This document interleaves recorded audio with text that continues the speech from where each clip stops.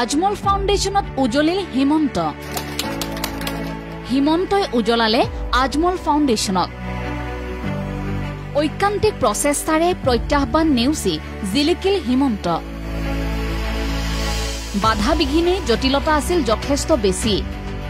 আৰ্থিক সমস্যাৰ বাবে অসম্ভৱ যেন আছিল এই যাত্ৰা।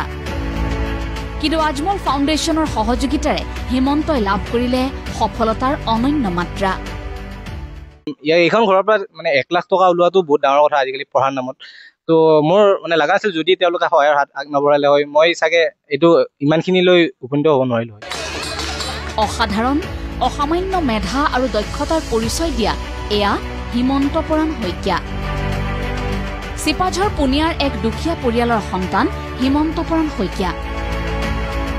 দৰিদ্ৰতাৰ সৈতে যুঁজি পিতৃ মাতৃয়ে কোনোমতে হিমন্তক পঢ়ুৱাইছে উচ্চতৰ মাধ্যমিকলৈকে। জৱাহৰ নবোদয় বিদ্যালয় দৰঙৰ পৰা মেট্ৰিক উত্তীৰ্ণ মেধাৱী হিমন্তৰ সপোন এগৰাকী চিকিৎসক হোৱাৰ। কিন্তু আৰ্থিক সমস্যাই এই ক্ষেত্ৰত দৰিদ্ৰ পৰিয়ালটোৰ সন্মুখত আছিল মূল বাধা। আৰু এনে সময়ত আজমল ফাউণ্ডেশ্যনে তেওঁলোকৰ বাবে হৈ উঠিল ভৰসাৰ নাম। কোনো মাচুল অবিহনে আজমল ফাউণ্ডেশ্যনে হিমন্তক দিলে নেট অৱতীৰ্ণ হোৱাৰ সুযোগ, যাৰ জৰিয়তে আজি সুখ্যাতিৰে উজলি উঠিল হিমন্ত পৰাণ শইকীয়া। ৯৯% নম্বৰ লাভেৰে নেটৰ পৰীক্ষাত সৰ্বভাৰতীয় পৰ্যায়ত লাভ কৰিলে 1028 নম্বৰ স্থান। ইচ্ছাটো আছিলে বহুত মানে মেডিকেলৰ লাইনত যাম বুলি। তাৰ পৰা মানে ষ্টাৰ্ট হ'ল ক্লাছ 19ৰ পৰা পঢ়া।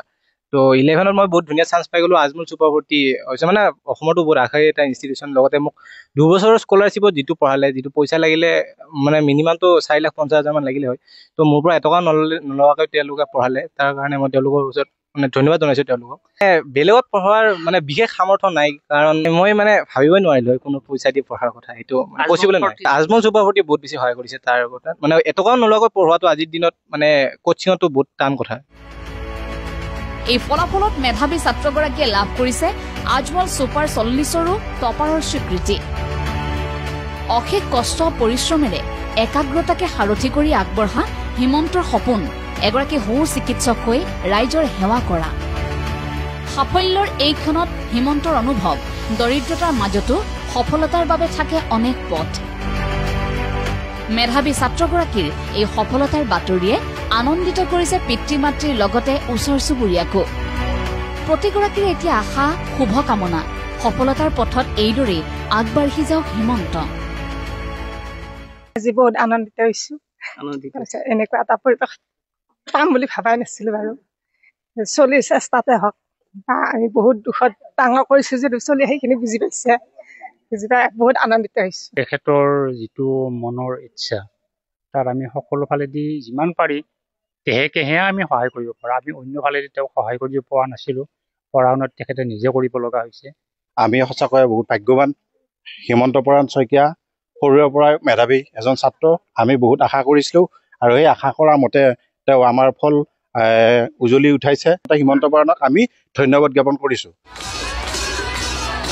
চিপাঝাৰৰ পৰা হেমচন্দন শৰ্মা ৰিপৰ্ট ND24।